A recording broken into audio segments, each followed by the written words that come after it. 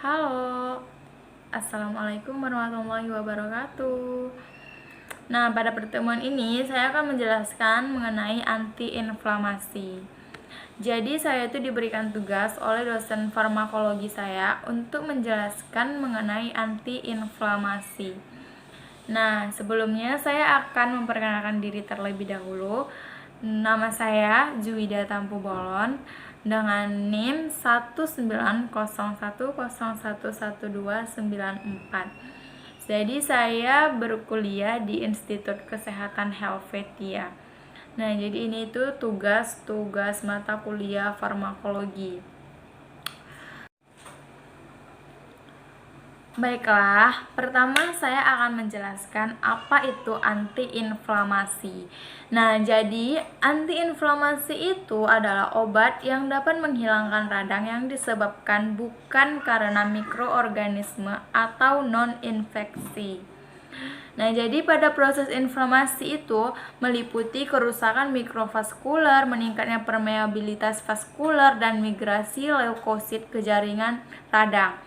Nah, biasanya ditandai dengan gejala panas, kemerahan, bengkak, nyeri atau sakit, dan bahkan fungsinya terganggu.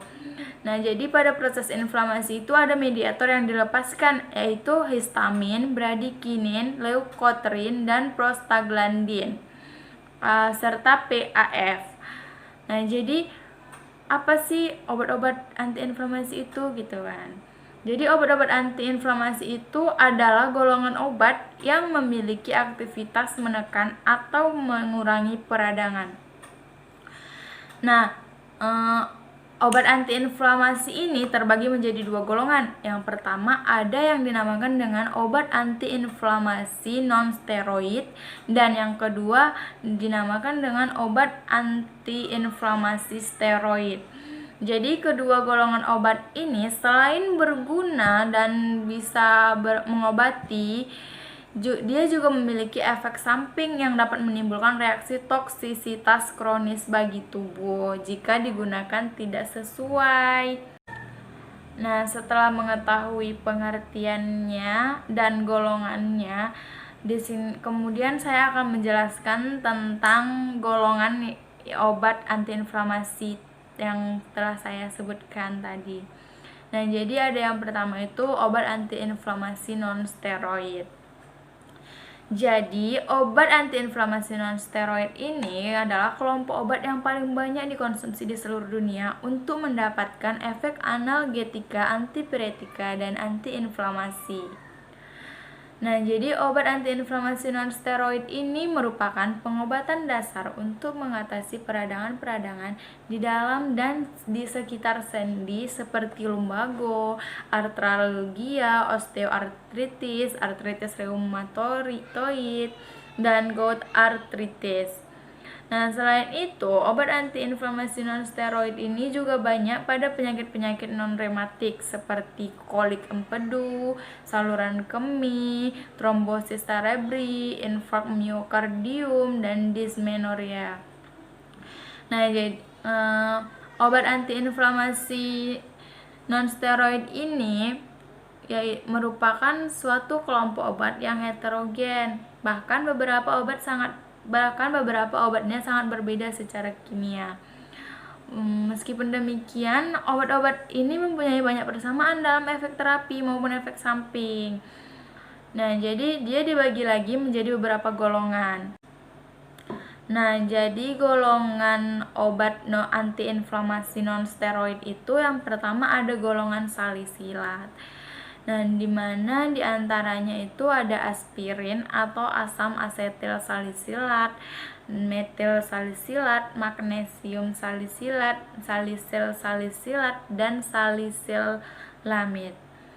Yang kedua ada golongan asam arilkanoat, yang diantaranya itu ada diklofenak, indometasin, proklumetasin, dan oksametasin. Yang ketiga ada golongan profen atau asam 2-aril propionat. Nah, diantaranya ada ibuprofen, aminoprofen, fenbufen, indoprofen, naproxen, dan ketorolac. Yang keempat, ada golongan asam fenamat. Nah, asam fenamat ini sering disebut juga asam N-arilantranilat, yang diantaranya terdapat asam mefenamat, asam flufenamat, dan asam tolfenamat. Yang kelima, ada golongan turunan pirazolidin. Di antaranya itu ada fenilbutazon, ampiron, metamizol, dan fenazon. Kemudian untuk golongan yang keenam ada golongan oksikam, yaitu diantaranya piroksikam dan meloksikam. Untuk golongan ketujuh ada yang dinamakan dengan golongan penghambat COX2.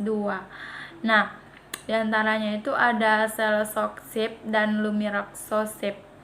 Yang kedelapan ada golongan sulfananilida, yang diantaranya itu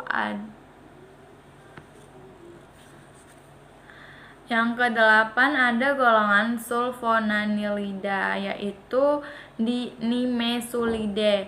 Nah, yang terakhir, yang kesembilan ada golongan lain yang dinamakan dengan yang terdiri dari likofelon dan asam lemak omega 3. Nah, itu menurut golongannya. Sedangkan menurut waktu paruhnya, obat antiinflamasi non-steroid ini dibedakan menjadi beberapa lagi. Nah, yang pertama ada antiinflamasi non-steroid dengan waktu paruh pendek, yaitu 3-5 jam. Yang contohnya itu aspirin, asam flufenamat, asam meklofenamat, asam mefenamat, asam niflumat, asam tiaprofeman.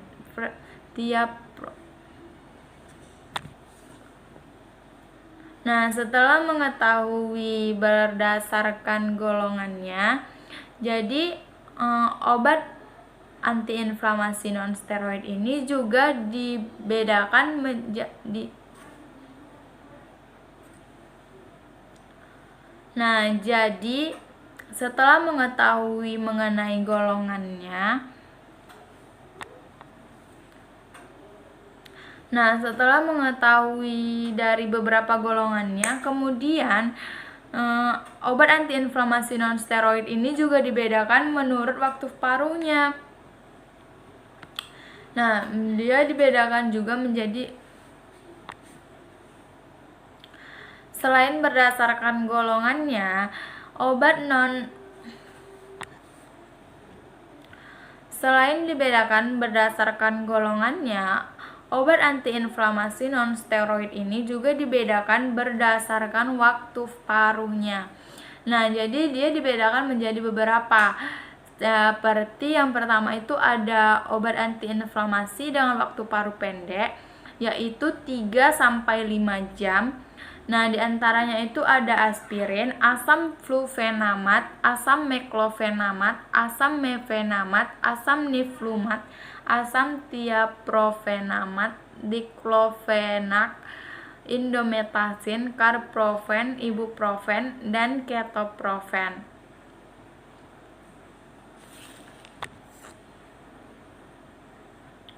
Yang kedua, ada yang dinamakan obat antiinflamasi non-steroid dengan waktu paruh sedang, yaitu 5-9 jam. Nah, diantaranya ada fenbufen dan pyroprofen. Yang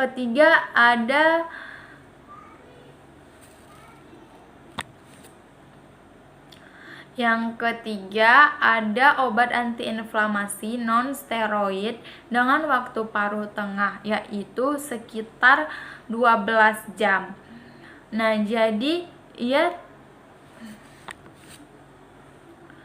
yang ketiga ada obat antiinflamasi non-steroid dengan waktu paruh tengah atau kira-kira 12 jam, yaitu seperti diflunisal dan naproxen. Yang keempat, obat antiinflamasi non-steroid dengan waktu paruh panjang, yaitu sekitar 24-45 jam. Nah, contohnya piroxicam dan tenoxicam. Nah, jadi obat antiinflamasi dengan paruh sangat panjang yaitu. Kemudian yang terakhir ada obat antiinflamasi non-steroid dengan waktu paruh sangat panjang, sekitar lebih dari 60 jam. Nah, contohnya itu ada phenylbutazone dan oxyfenbutazone.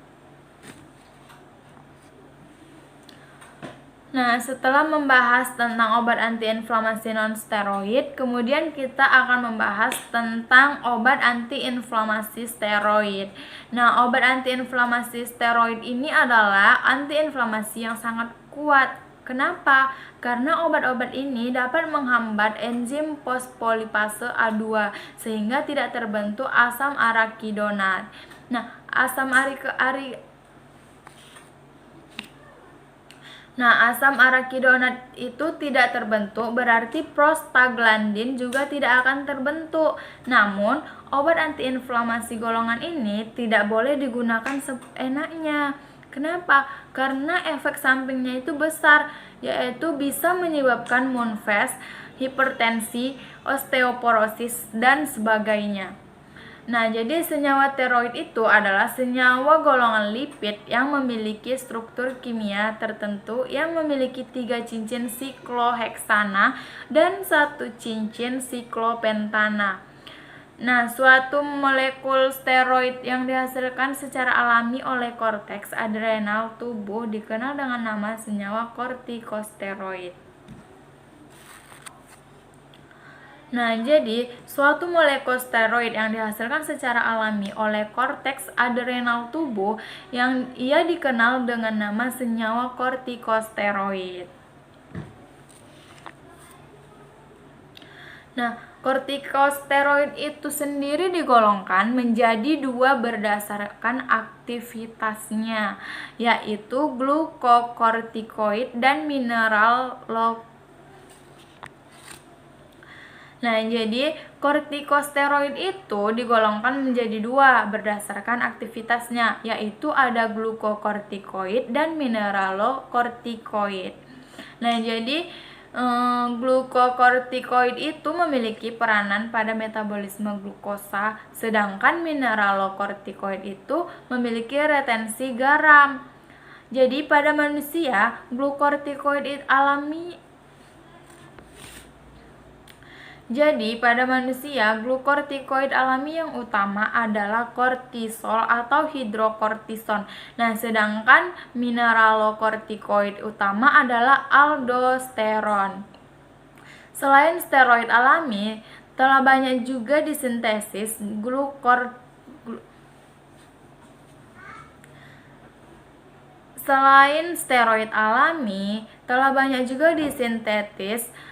glukokortikoid sintetik, yaitu yang termasuk golongan obat yang penting karena secara luas digunakan terutama untuk pengobatan penyakit-penyakit inflamasi. Nah, contohnya antara lain yaitu ada dexamethasone, prednisone, methylprednisolone, triamcinolone, dan betamethasone. Jadi aldosteron adalah hormon steroid dari golongan mineralokortikoid. Nah, ada juga yang dinamakan aldosteron.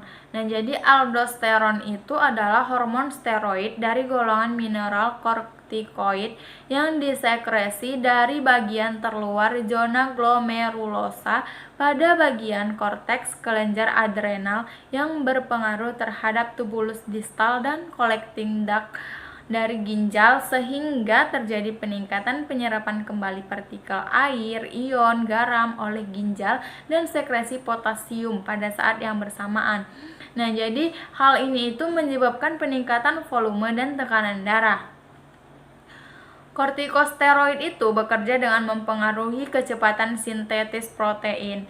Jadi molekul hormon memasuki sel melewati membran plasma secara difusi pasif.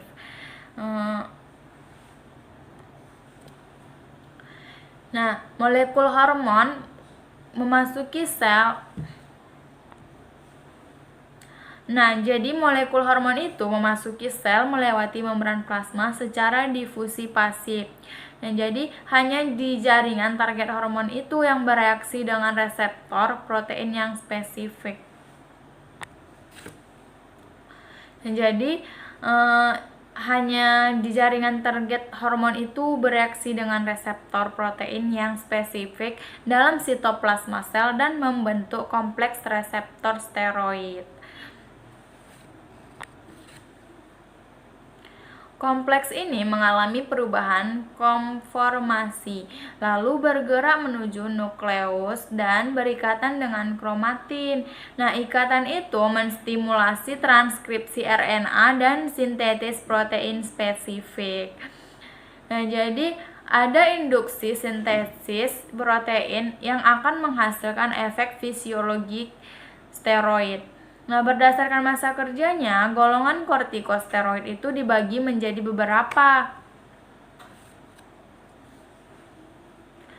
Yang pertama ada yang dinamakan dengan kortikosteroid kerja singkat dengan masa paruh kurang dari 12 jam.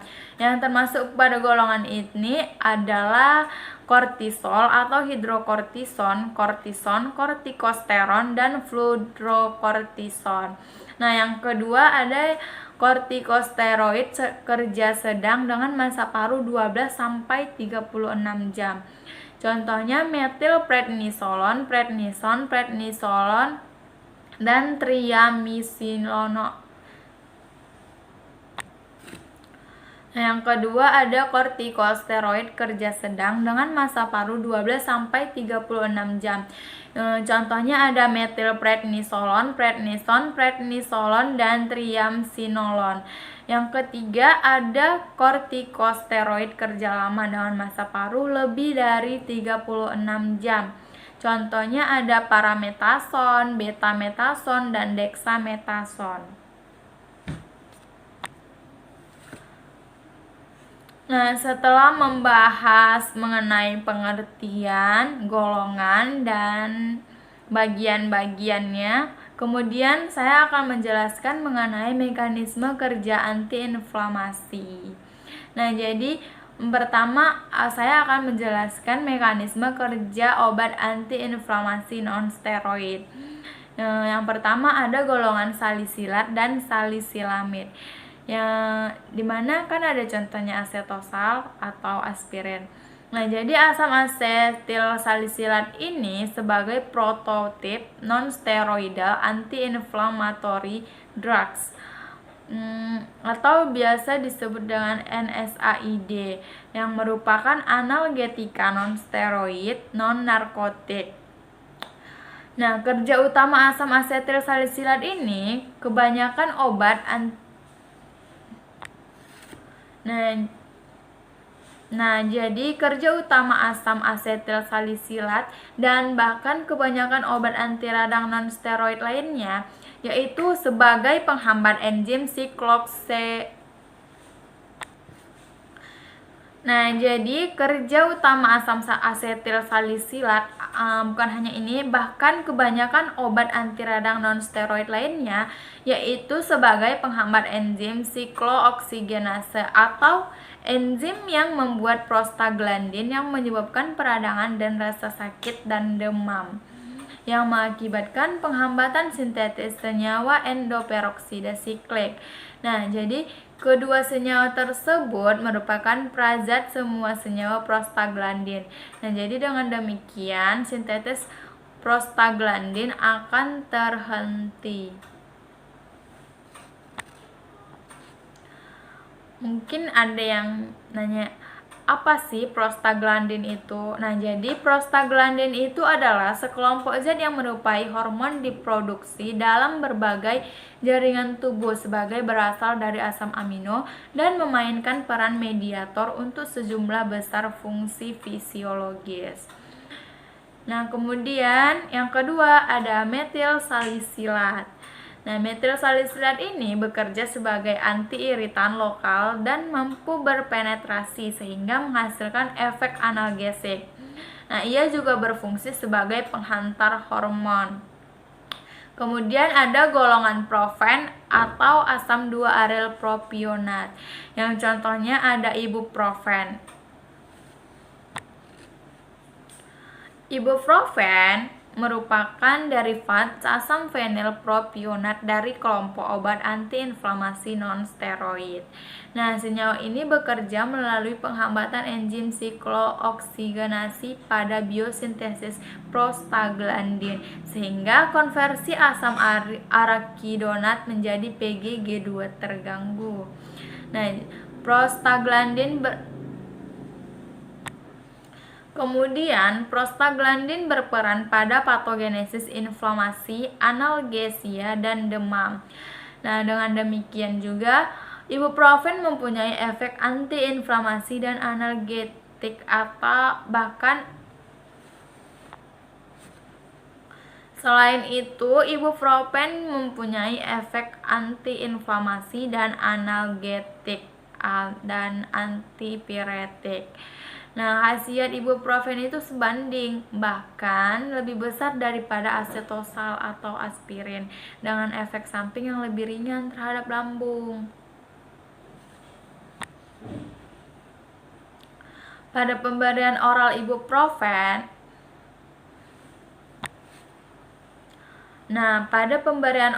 ibuprofen itu diabsorpsi dengan cepat, berikatan dengan protein plasma, dan kadar puncak dalam plasma tercapai 1-2 jam setelah pemberian.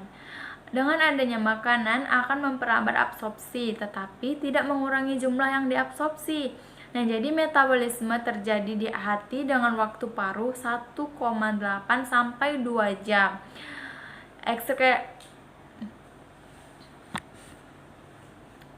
Ekskresi bersama urin dalam bentuk utuh dan metabolit inaktif sempurna dalam 24 jam.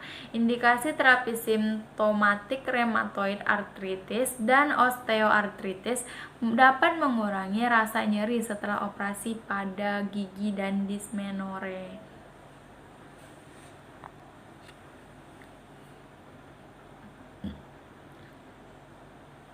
Kemudian ada naproxen. Nah, naproxen ini bekerja dengan cara menurunkan hormon dengan menyebabkan pembengkakan dan rasa nyeri di tubuh. Nah, setelah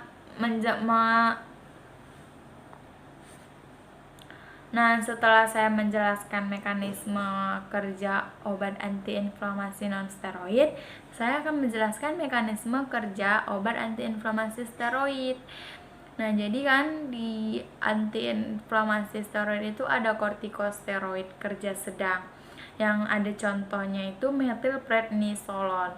Nah, jadi metilprednisolon itu ada dexamethasone. Nah, jadi dexamethasone itu suatu glukokortikoid sintetis yang memiliki efek antiinflamasi, anti-alergi, dan anti-shock yang sangat kuat. Nah, di samping itu juga ia berperan sebagai anti-rematik. Nah, jadi dexamethasone itu tidak menimbulkan efek retensi natrium dan dapat diterima oleh tubuh dengan baik. Kemudian ada adrenokortikoid. Nah, sebagai adrenokortikoid, metilprednisolon berdifusi melewati membran dan membentuk kompleks dengan reseptor sitoplasmik spesifik. Lalu, kompleks tersebut kemudian memasuki inti sel yang berikatan dengan DNA dan menstimulasi rekaman messenger RNA atau mRNA. Dan selanjutnya sintesis protein dari berbagai enzim akan bertanggung jawab pada efek sistemik adrenokortikoid. Nah, jadi bagaimanapun obat ini itu dapat menekan perekaman messenger RNA atau mRNA di beberapa sel, contohnya limfosit. Nah, pasti setiap kemudian glukokortikoid ini juga memiliki efek. Nah, Yang pertama ada antiinflamasi atau steroidal. Nah, glukokortikoid ini menurunkan atau mencegah respon jaringan terhadap proses inflamasi. Karena itu menurunkan gejala inflamasi tanpa dipengaruhi penyebabnya. Nah, glukokortikoid juga menghambat akumulasi sel inflamasi termasuk makrofag dan leukosit pada lokasi inflamasi. Metilprednisolon juga menghambat fagositosis, pelepasan enzim lisosomal, sintesis, dan atau pelepasan beberapa mediator kimia inflamasi. Nah, meskipun mekanismenya yang pasti belum diketahui secara lengkap, kemungkinan efeknya melalui blokade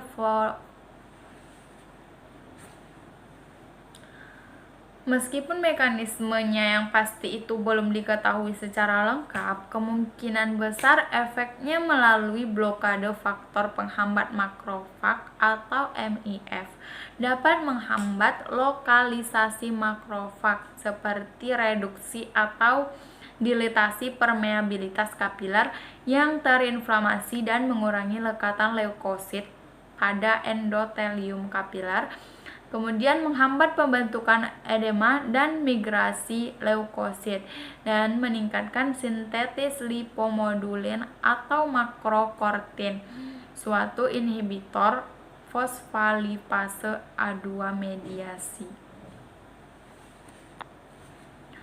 Nah, suatu inhibitor fosfolipase A2 mediasi itu pelepasan asam arakidon.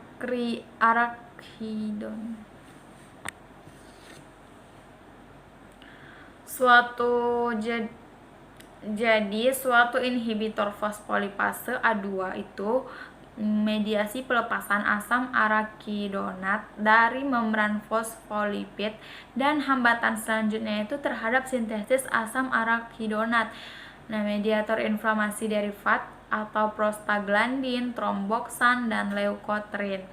Jadi kerja imunosupresan juga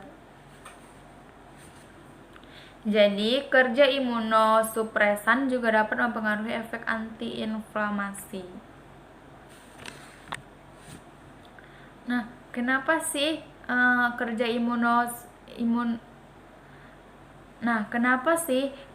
imunosupresan itu juga dapat mempengaruhi efek Kenapa sih kerja imunosupresan itu juga dapat mempengaruhi efek antiinflamasi? Emangnya mekanismenya seperti apa? Nah, jadi mekanisme kerja imunosupresan itu belum dimengerti secara lengkap. Namun, kemungkinan dengan pencegahan atau penekanan sel mediasi atau hipersensitivitas tertunda. Reaksi imun seperti halnya tindakan yang lebih spesifik yang mempengaruhi respon imun. Glukokortikoid mengurangi konsentrasi limfosit timus atau T limfosit, monosit, dan eosinofil. Nah, jadi metilprednisolon itu juga menurunkan ikatan imunoglobulin.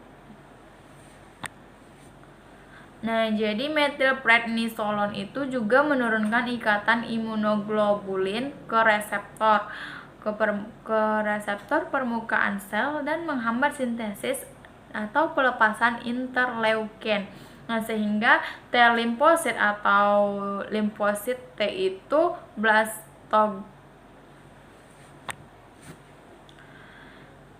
jadi metilprednisolon itu juga menurunkan ikatan imunoglobulin ke reseptor permukaan sel dan menghambat sintesis dan atau pelepasan interleukin, sehingga T limfosit blastogenesis itu menurun dan mengurangi perluasan respon imun primer. Nah, glukokortikoid juga dapat menurunkan lintasan kompleks imun melalui dasar membran, konsentrasi komponen pelengkap, dan imunoglobulin. Nah, kemudian ada yang namanya prednison. Jadi prednison itu adalah hormon kortikosteroid atau glukokortikoid. Nah, jadi prednison ini mengurangi respons sistem kekebalan terhadap berbagai penyakit untuk mengurangi gejala seperti pembengkakan dan reaksi alergi tipe. Nah, jadi hal ini itu digunakan untuk mengobati kondisi seperti radang sendi, gangguan darah, masalah pernapasan, kanker tertentu, masalah mata, penyakit sistem kekebalan tubuh, dan penyakit kulit. Jadi ada efek utamanya. Apa efek utamanya? Nah, jadi prednison ini ada efek utamanya sebagai glukokortikoid.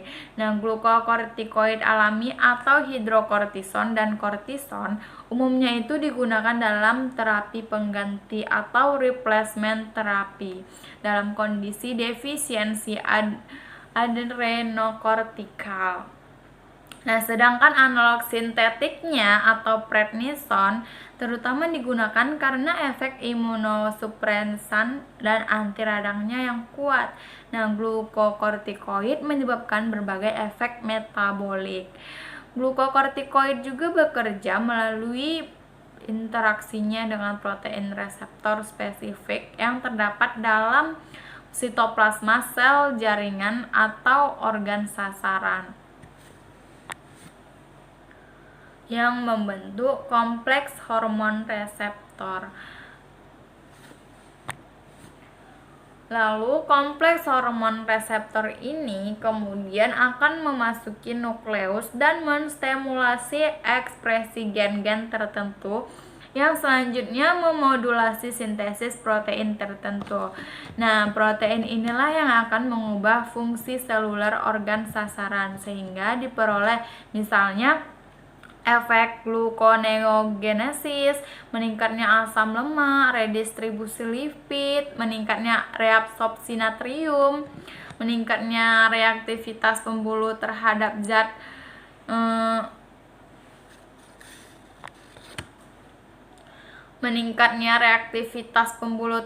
zat vasoaktif dan efek anti radang.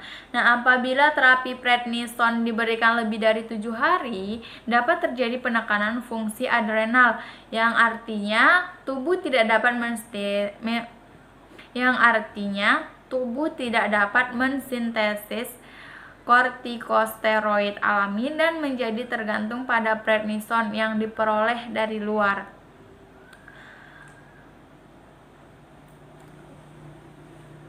Oleh sebab itu, jika sudah diberikan lebih dari 7 hari, penghentian terapi prednison tidak boleh dilakukan secara tiba-tiba, tetapi harus bertahap dan perlahan-lahan. Nah, pengurangan dosis bertahap itu dapat dilakukan selama beberapa hari jika pemberian terapinya hanya beberapa hari, tetapi dapat memerlukan berminggu-minggu atau bahkan berbulan-bulan jika terapi yang sudah diberikan merupakan terapi jangka panjang. Penghentian terapi secara tiba-tiba dapat menyebabkan krisis Addisonian yang dapat membawa kematian. Nah, untuk pasien yang mendapat terapi kronis, dosis berseling hari kemungkinan dapat mempertahankan fungsi kelenjar adrenal sehingga dapat mengurangi efek samping tersebut. Nah, pemberian prednison per oral Kemudian, pemberian prednison secara oral itu diabsorpsi dengan baik. Prednison di metabolisme di dalam hati menjadi prednisolon, hormon kortikosteroid pun Pemberian prednison per oral diabsorpsi dengan baik. Prednison di metabolisme di dalam hati menjadi prednisolon, hormon kortikosteroid yang aktif. Nah, kan tadi udah ada kortikosteroid kerja sedang, kemudian ada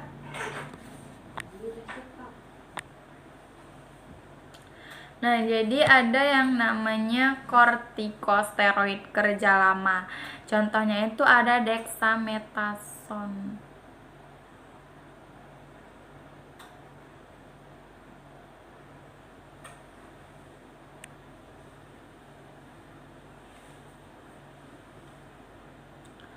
Nah, selanjutnya ada betamethasone. Nah, betamethasone ini adalah glukokortikoid sintetik yang mempunyai efek sebagai antiinflamasi dan imunosupresan. Kenapa? Karena efek retensi natriumnya itu bersifat mineralokortikosteroid, sangat sedikit. Maka bila digunakan untuk pengobatan insufisiensi adrenokortikal, betamethasone harus dikombinasikan dengan suatu mineralokortikoid. Nah, efek antiinflamasi terjadi karena betamethasone menstabilkan leukosit lisosomal, mencegah pelepasan hidrolase perusak asam dari leukosit. Kemudian menghambat akumulasi makrofag pada daerah radang, mengurangi daya pelekatan leukosit pada kapiler endotelium, mengurangi permeabilitas dinding kapiler, dan terjadinya edema, melawan aktivitas histamin dan pelepasan kinin dari substrat, mengurangi proliferasi fibroblast, kemudian mengendapkan kolagen dan mekanisme lainnya.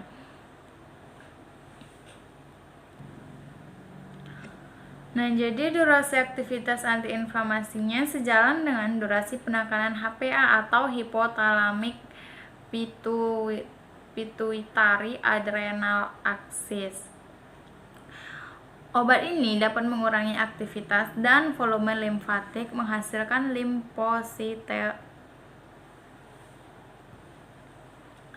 Obat ini dapat mengurangi aktivitas dan volume limfatik, menghasilkan limfositopenia, menurunkan konsentrasi imunologi reaktivitas jaringan interaksi antigen antibodi sehingga menekan respon imun.